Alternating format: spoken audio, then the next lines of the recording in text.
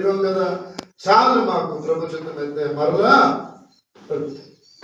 ఆలోచన కలిగి మరి కొందరు ఉన్నారు, కొందరు లేరు. ఏది ఏమైనప్పటికీ కూడా ఆయన ప్రేమ ఎంతో గొప్పదంట. నూతనముగా వాత్సల్యత పుట్టుచున్నది.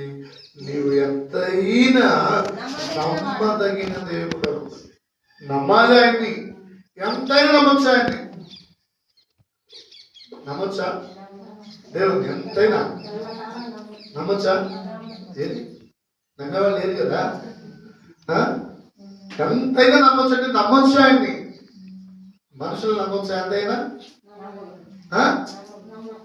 అమ్మా నీ మీద చూరుకొని నా మీద ఏమవుతుంది నాయన, అక్క నీ మీద చూరు నా మీద ఏమవు, అన్న నీ మీద ఎందుకు నాయన మాట మీద నిలబడవు నాయన, అమ్మతో అర్థానికి చాలా.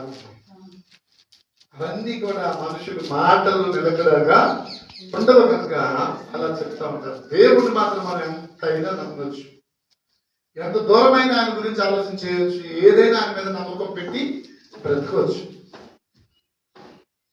అందుకే మనుషులను నమ్మే కన్నా, రాజులను నమ్మే కన్నా యెహోవాను ఆశ్రయించుట మేలు. మనకు మేలు. దేవుని ఆశ్రయించుట మనకు ఎంతో మేలుతనంగా ఉంటుంది. ఈ సంవత్సరం అంతా దేవుల్లో ఉండాలని దేవుడు కోరుకుంటున్నాడు. సామెతల గ్రంథం 3వ అధ్యాయం 1-2 వచనాలు చూడండి. సామెతల గ్రంథము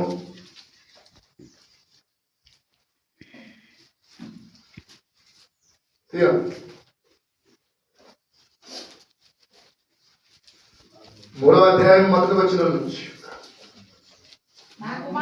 నా కుమారుడా నా ఉపదేశము మరువకము, నా ఆజ్ఞలను హృదయపూర్వకముగా గైకొనుము. వాటి వలన నీకేంటి ప్రయోజనం, వాటి వలన నీకేంటి లాభం అంటే చెప్తున్నాడు. అవి దీర్ఘాయువును సుఖ జీవము తోడు గడుచు సంవత్సరములకు. చూసారా, నా ఆజ్ఞ పాటించడం వలన, నా మందిరానికి రావటం వలన, అర్థమవుతుందా, నన్ను వెంబడించటం వలన నీకు కలిగే లాభం ఏంటంటే నీకు ఆయుష్ పెరుగుతుంది, ఆరోగ్యం పెరుగుతుంది, నువ్వు జీవించిన సంవత్సరములు అధికమవుతాయి, నీ కుటుంబంలో శాంతి కలుగుతుంది, సమాధానం కలుగుతుంది. అర్థమవుతుందా? అక్కడ అదే ఉంది. సంవత్సరములు జరుగుతున్నాయి కదా, ప్రతి సంవత్సరం వస్తుంది పోతుంది. కానీ దేవుని దృష్టిలో నూతనమైనది ఏది లేదు. మనకు జరిగినదే నువ్వు పొందదే కదా. సంవత్సరం పోయిన సంవత్సరం రాలేదా? వచ్చిందా రాలేదా? ఆ పోయిన సంవత్సరం రాలేదా? ఇప్పుడు ఎన్ని సంవత్సరాలు వచ్చింది అలాగా? మరి కొత్తది ఏముందండి? ఇంకా కొత్తది ఏమి లేదు. మనం వేసుకున్న బట్టల వల్ల కొత్తగా కనపడుతూ అంటే కస్టమర్స్ కానీ జనాలకు కానీ కొత్తగా ఎప్పుడు కనపడుతుంది అంటే పండగ పూటే మనం కొత్తగా కనపడతాం. ఆవిడ పూట కూడా కనపడవచ్చు కొత్తగా. ఫంక్షన్లకి పెళ్లి కూడా కొత్తగా కనపడుతూ ఉంటాం. అర్థమవుతుంది. కొత్తదంటూ ఏమి లేదు భూమి మీద. మనం ఎంత చెప్తేనే వస్తుంది అంటే ఏం లేదు. అన్ని మునుపు జరిగినవే నేడున్నది. చూద్దాం, వచ్చిన